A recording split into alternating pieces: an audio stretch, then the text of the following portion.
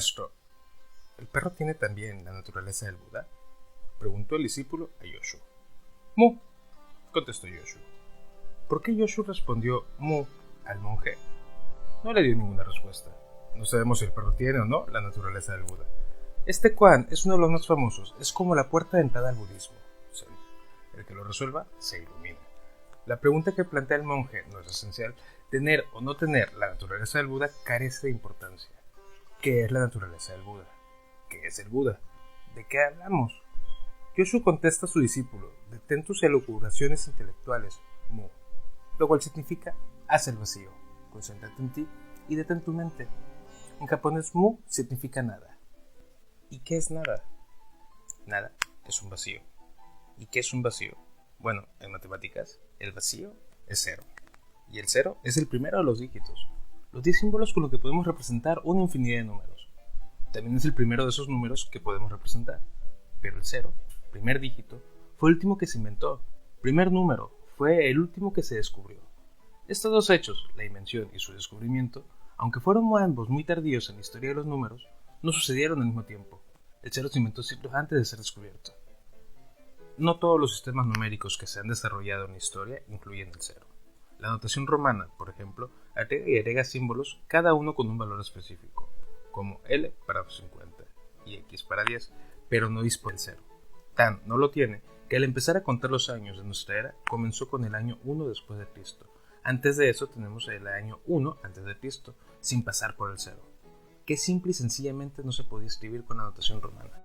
Para entender el significado especial que tiene el cero entre los números, debemos examinar lo que se conoce como números enteros. Cuando escribimos los enteros en orden, los números positivos, que cuentan las cosas presentes que están ahí, se extiende indefinitivamente hacia la derecha. Los negativos, que cuentan las cosas ausentes, hacia la izquierda.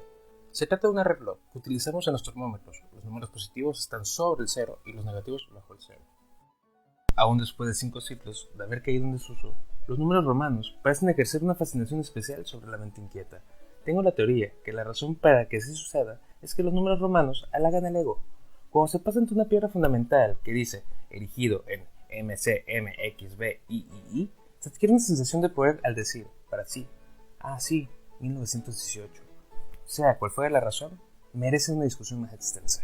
La noción de número y de contar, así como los nombres de los números más pequeños y más comúnmente empleados, se remonta a épocas prehispánicas, y yo no creo que haya hoy sobre la Tierra una tribu de seres humanos, por más primitiva que sea, que no tenga alguna noción del número.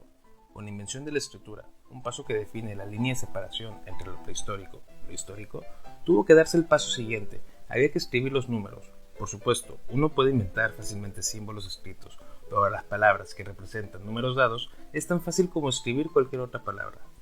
Uno pensaría que la primera vez que alguien quiso notar una cantidad obtenida en el ábaco, debería haber puesto automáticamente un símbolo cualquiera, una raya, un punto, un círculo, para representar esa columna vacía que hoy representamos con cero. Pero durante miles de años nadie lo hizo. Pitágoras no lo hizo, ni Euclides, ni Arquímedes. El gran misterio del cero es cómo se les escapó hasta a los griegos, con excepción de sus astrónomos. Lo que ningún griego llegó a pensar, ni siquiera el mismo Arquímedes, es que no era en absoluto necesario trabajar con espacios. Uno podía llenar el espacio con un símbolo que signifique nada, es decir, ninguna unidad de tal orden. Pero le llevó al hombre cerca de 5000 años, a partir del comienzo de los símbolos numéricos, concebir un símbolo que representara la nada. No se sabe quién fue el hombre que lo logró. Sin duda, uno de los pensadores más creativos y originales de la historia. Solo sabemos que fue un indio que vivió no después del siglo IX. Los indios denominaron este símbolo Sunya, que quiere decir vacío. Este símbolo de la nada fue recogido por los árabes, quienes lo denominaron Sefer, que en su idioma quería decir vacío. Esta palabra dio origen en inglés zero. Podría quizás decir que el cero introducido a Europa a través de traducciones de obras matemáticas árabes fue producto de una larga travesía histórica, desde Sumeria y Babilonia, donde se utilizó primero, pasando por Persia y después por la India, hasta desembocar en el mundo árabe. Podría hacer hincapié en que fueron los sumerios los primeros en tener un sistema numérico posicional, de base 60, base, por cierto, que aún utilizamos para contar y medir las horas y los lados de los ángulos. La base 60 tiene la conveniencia de que se puede dividir fácilmente en mitades, tercios, cuartos, quintos, sextos y décimos. Aquello ocurrió miles de años antes de que el sistema numérico fuera adoptado por los babilonios, quienes lo utilizaban para realizar cálculos matemáticos muy precisos. Pero no voy a comenzar por ahí. Voy a empezar por los mayas, que de manera totalmente independiente llegaron al concepto de cero y a un sistema numérico posicional, quizás hace más de 2000 años. Aunque aparentemente los mayas recibieron el sistema numérico de los olmecas, es más lo que sabemos de los mayas por la existencia de muchas inscripciones en estelas. En el sistema de base 20, que se difundió en Mesoamérica a partir del siglo III de nuestra era, se representa el 5 con una barra y el 1 con un punto. 3 barras y 4 puntos, por ejemplo, se representa el valor 19. Para seguir contando más allá del 20, se utilizan las potencias de esta base, es decir, 400, 8000, 160.000, etc. Con este sistema se avanza demasiado rápido con la cuenta de los objetos, mucho más rápido que con nuestro parsimonioso sistema decimal, con sus unidades, decenas y centenas. Un sistema numérico así es excelente para hacer largos cálculos astronómicos, por eso el calendario maya está muy ligado a su notación matemática. Todos sabemos la gran simplicidad que los números arábigos han traído al cálculo aritmético. La carga innecesaria que han liberado la mente humana debido a la presencia del cero es simplemente incalculable. Este hecho tampoco pasó inadvertido del idioma. La importancia del cero se refleja en el hecho que a una de las acepciones, si bien algo arcaica, de la palabra cifra es suma y compendio, y cuando interpretamos un código decimos que lo desciframos. En castellano, podemos escribir el número de dedos de una mano como 5 y el número de dígitos de las 4 extremidades como 20. Pero ya desde el comienzo de la cuestión, los recaudadores de impuestos de los reyes, los cronistas y los escribas notaron que los números tienen la peculiaridad de estar ordenados. Había una forma determinada de contar números, y cualquier número podía definirse contando hasta llegar a él. Entonces, ¿por qué no hacer signos que se contaran hasta llegar al número de otra cuestión? No sabemos cómo calculaban los mayas, que nunca llegaron a tener algo como el ábaco. En China, al otro lado del mundo, se llegó a utilizar un sistema parecido al maya, pero de base 10. En el sistema chino, una barra tiene también el valor de 5 y un círculo el valor de 1. En notación posicional china de base 10 se utilizaba un cuadriculado para desplegar las cifras, y de donde se necesitaba un 0 simplemente se dejaba la posición vacía. Algunas de estas varitas de contar han sido encontradas en sitios arqueológicos chinos. Lo que sí sabemos con certeza es que contaban con los dedos, porque algunos indígenas de Norteamérica aún así lo hacen. Además, un vaso encontrado en Guatemala contiene una inscripción a mercaderes o quizá funcionarios contando mercancías con los dedos. Sin embargo, en el resto del mundo se impuso otra notación, precisamente lo que utilizamos hoy en día. Fueron los sumerios quienes comenzaron a hacer cálculos con la base 60 posicional. No se sabe cómo fue que llegó el concepto de cero a la India. Una de las hipótesis es que fueron los ejércitos infantes de Alejandro Magno, los que, después de conquistar Persia y Babilonia, llevaron parte de las matemáticas de aquellas regiones al subcontinente indio.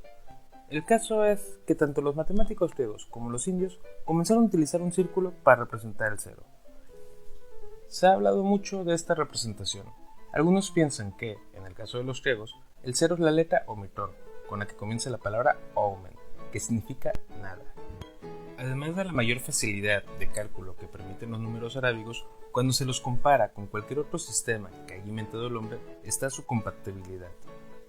Por ejemplo, nada más por el número de cifras, es evidente que el número 12.000 es más grande que el 787. Esto no se puede hacer en ningún otro sistema de numeración. Por supuesto que también hay desventajas en el sistema arábigo de numeración, en él no existe ninguna redundancia. Cada cifra tiene un solo valor absoluto y solo uno, y cada lugar tiene un solo valor relativo y solo uno. Quite una sola cifra o cámbiela de lugar por error y estará perdido. Por ejemplo, en las palabras hay redundancia. Quite una letra de la palabra redundancia y tendrá redundancia. Pero es muy difícil que exista alguien que no perciba la palabra correcta, o invierta dos letras y tendrá redundancia, y la gente verá el error y lo dejará pasar. Por otra parte, cambie el 2835 por el 235, omitiendo el 8, o por el 2385, invirtiendo dos cifras, y no habrá ninguna forma de notar que se ha cometido un error, ni de recuperar el valor correcto. A diferencia de los números negativos, es lógico considerar el cero con los llamados números naturales, pues responde la misma pregunta que responden todos los números con los que contamos, y lo hace exactamente de la misma manera. ¿Cuántos? ¿Cuántas personas hay en la misma habitación donde ves este video? ¿Cuántos elefantes hay en la misma habitación donde ves este video? La respuesta a la primera pregunta es por lo menos una, quizás dos o tres, pero lo más probable es que la respuesta a la segunda sea cero. Cero es un número, como lo son 1, 2 y 3. Pero te preguntas, ¿qué clase de número es? Un número es una abstracción, el resultado de reconocer el hecho de ciertos grupos de cosas pueden tener algo en común. aunque sus elementos no tengan nada en común. ¿Existe una semejanza entre dos montañas y dos aves? Aunque las montañas y las aves no sean semejantes entre sí, es una semejanza que comparten con los sus pares, de cualquier cosa. Aunque esto pueda parecernos obvio, no lo era para nuestros antepasados. De modo que si usted vuelve a mirar el título de este capítulo, verá que soy cínico. Lo que te digo tiene un significado literal. La nada cuenta. El símbolo de la nada tiene toda la importancia del mundo.